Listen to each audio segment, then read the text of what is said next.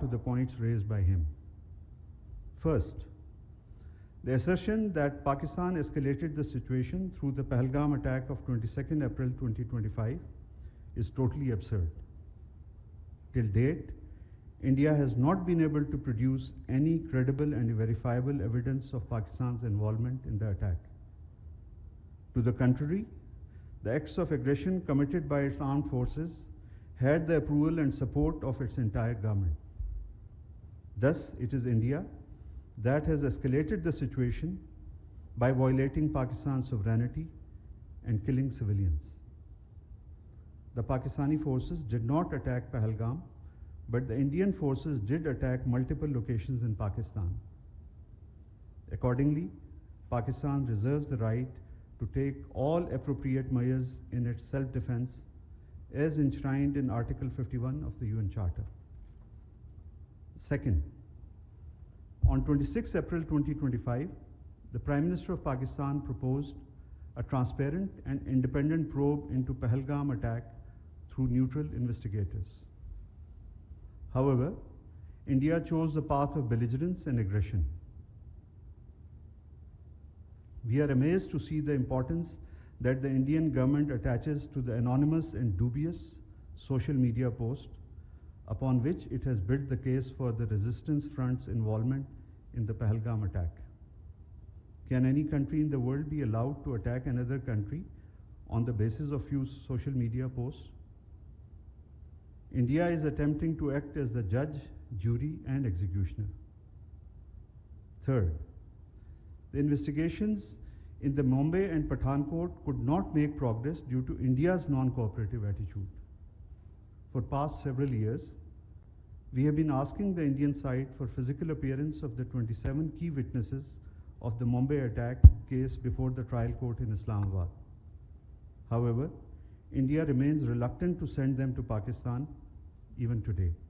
As a result, the judicial proceedings remain stalled. Fourth, while India portrays itself as a victim of terror, it conveniently ignores its own role in planning, sponsoring, and abetting terrorism in Pakistan. It is no secret that India's network of targeted assassination and other subversive activities has gone global. Commander Kulbhushan Yadav, a serving officer of the Indian Navy, is a living proof of the Indian state's involvement in terror, subversion, and espionage in Pakistan. At this occasion, I should also remember the victims of Samjhauta Express tragedy, in which over 40 Pakistani citizens were killed by Hindu extremists. Most regrettably, the culprits behind this tragedy, who had links with India's ruling dispensation, were acquitted. We are fully justified to ask whether the victims of Samjhauta Express tragedy are children of a lesser God. Fifth, the Indian claims of targeting the terrorist or terrorist infrastructure only are patently false. It is a matter of record that the Indian strikes resulted in martyrdom of civilians, including women and children. It also is a matter of public knowledge that some mosques were also destroyed or damaged during the Indian aggression. Similarly, parts of the Neelam Jhelum hydroelectric project were damaged due to the Indian shelling, which is inter alia, a violation of international conventions. We are well within our rights to demand that India should be held accountable for these crimes. Sixth, the Indus Water Treaty has been a successful water sharing arrangement between the two neighboring states. The treaty withstood tests of wars and standoffs. However, the current Indian dispensation is bent upon weaponizing water. Holding in abeyance of Indus Water Treaty is unilateral and illegal. There are no such provisions in the treaty. This action shows India's blatant disregard for the sanctity of international treaties. It sets a dangerous precedent. It strikes at the fundamental pillar of regional cooperation with profound implications for regional and global stability. Pakistan is an agrarian economy. Millions of people are dependent on the waters being regulated by the treaty. the Indian decision is equivalent to an attack on the people of Pakistan and its economy. For Pakistan, the Indian announcement is of no legal consequence. The treaty remains in force and fully binding on the parties. The Indian allegation of Pakistan's refusal to enter into government-to-government negotiations are also incorrect. Pakistan has been continuously engaged with India on the subject. Last but not the least, we particularly regret the Indian Foreign Secretary's indecent and undiplomatic remarks that Pakistan has been in the habit of lying since its creation in 1947. We expected better from a diplomat of his status.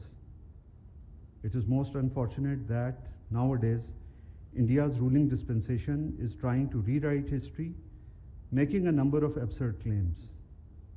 India's founding fathers must be turning in their graves. We wish to remind them that it was India that took the Jammu and Kashmir dispute to the United Nations.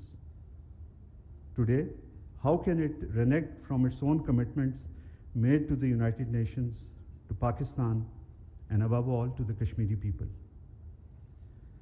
In fact, India remains a permanent factor of instability in the region, owing to its hegemonic ambitions. It has constantly been working to destabilize its smaller neighbors and has stonewalled all efforts to promote regional cooperation. I thank you. I'll take one or two questions. Paracha Saab. Thank you so much, sir. How do you assess the war hysteria created by Indian media, especially last night? Thank you, sir. Paracha Saab, the conduct of Indian media last night was extremely irresponsible and jingoistic. And frankly, disinformation is one thing, but the conduct of Indian media yesterday was indeed farcical. Encouraged by the Indian state, its media tried to create an alarming situation.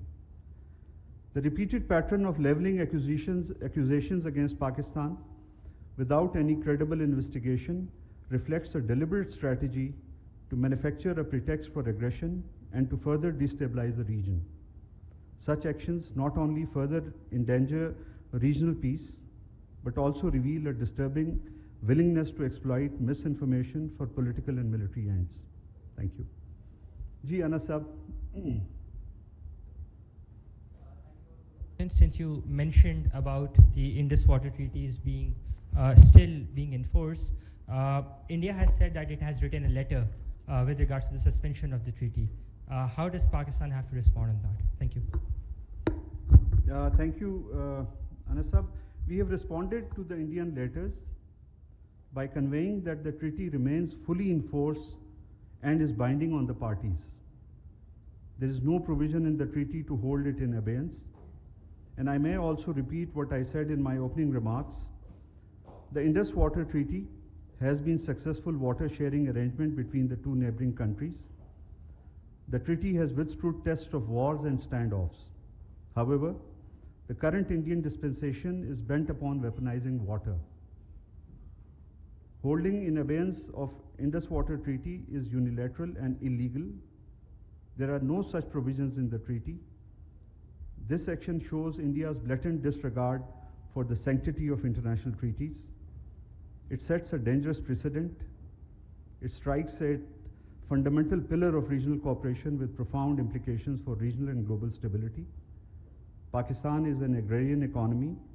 Millions of people are dependent on the water being regulated by this treaty. The Indian decision is equivalent to an attack on the people of Pakistan and its economy. I thank you, sir. Thank you. तर्जुमान दफ्तर खारजा शफकत अली खान की news briefing आप मुलाहिज़ा कर रहे थे। पाकिस्तान भारतीय जारहियत की मजम्मत करता है। भारत आलमी कवानीन की खिलाफ वर्जी कर रहा है। भारत के जंगी जुनून से खित्ते के अमन को संगीन खतरा है। अक़वाम मुत्तहिदा के चार्टर के तहत पाकिस्तान अपने दिफा का रास्ता इख्तियार कर रहा है। आलमी बरादरी गैर जिम्मेदाराना तर्ज अमल पर भारत को जवाबदेह ठहराए। पहलगाम वाक़े की आड़ में भारत ने पाकिस्तान के खिलाफ झूठा प्रोपेगेंडा किया। पहलगाम वाक़े पर भारतीय इल्ज़ामात को मुस्तरद करते हैं। भारत खुद दहशतगर्दी में मुलव्वस है। सिंतास आलमी मुआहिदा है। पाकिस्तान अपने दिफा में इक़दामात उठाएगा।